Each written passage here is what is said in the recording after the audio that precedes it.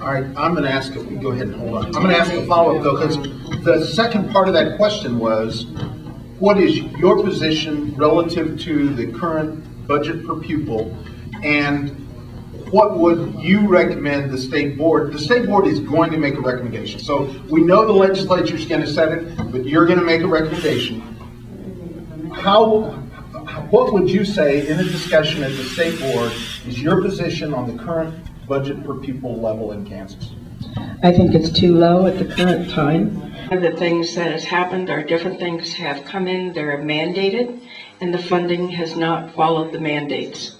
I can go all the way back to IDEA or ESEA. Those are codes for programs a long time ago, Individuals with Disabilities Act and Elementary Secondary Education Act. Those were supposed to be funded at 40%. In Shawnee Mission right now, of that 40%, we are funded at about 17%. If that money truly came down and followed the mandates, we wouldn't be having the kind of discussion that we are today. But we do need to have more funding, and that funding needs to include what we mandate in the classroom. It depends on where you are. There are districts that are well funded, and there are districts that are underfunded. There are children who are being well served. There are children who are grossly underserved. When you look at the data, I'm an engineer, I like poring over data.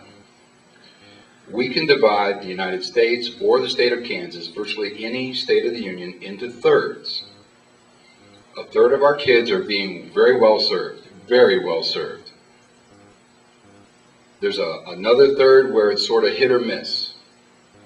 Schools work, but they're not that great. It's intermittent. They're okay. They're good enough. Then there's another third where virtually nothing academic transpires. And I've been in the hard scrabble schools.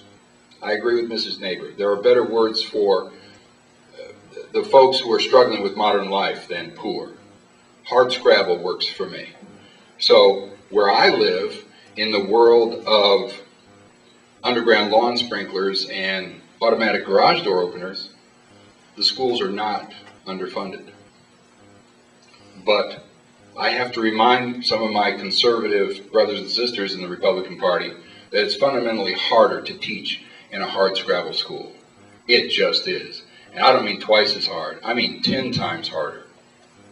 So the idea that we can come up with this formula that works, I don't think there's such a thing. I'd like to add one thing.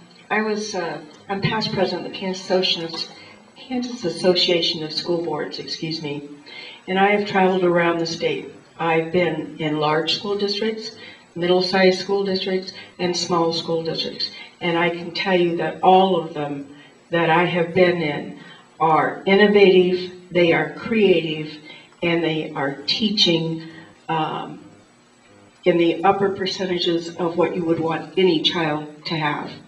As an example, when we had the tornado go, was it Greensburg? I was out there for 3 years following that. They had internet connection teaching languages. They had the best and the brightest teachers coming in. They did not fall behind. And this was a group that was in need. If you're ever going to say they're hard scrabble or poor at that time when no one had a home, that would certainly be that environment. But that's not what was being done in the classroom.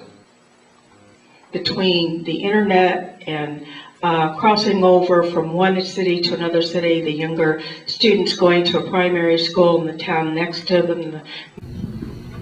All right, I'm going to ask, if we go ahead and hold on. I'm going to ask a follow-up though, because the second part of that question was, what is your position relative to the current budget per pupil, and what would you recommend the state board? The state board is going to make a recommendation. So we know the legislature is going to set it, but you're going to make a recommendation.